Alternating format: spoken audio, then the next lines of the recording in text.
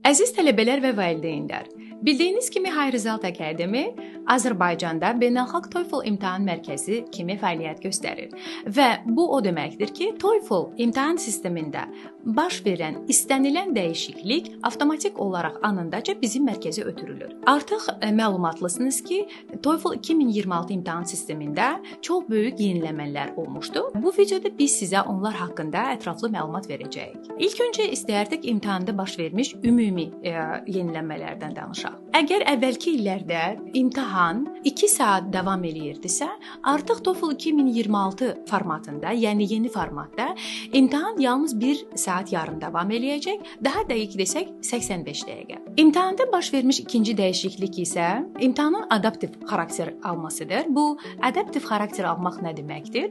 Yəni biz cavab verdiyimiz hər yanlış sual daha asan sual tipinin ekranda görünməsinə gətirib çıxarır. Əks halda isə, yəni nə qədər çox doğru suala cavab vermişiksə, artıq növbəti sualların çətinlik səviyyəsi də bir o qədər artacaq. Üçüncü əsaslı dəyişiklik ondan ibarətdir ki, əgər qiymətləndirmə sistemi əvvəllər 0-120 bal şkalası üzərindən edilirdisə, yeni sistemə əsasən bu yalnız 0-6 aralığında müəyyənləşdiriləcək. Konkret olaraq bölmələr üzrə baş vermiş dəyişikliklərlə bağlı məlumat almaq istəyirsinizsə, növbəti videolarımızı izləyin.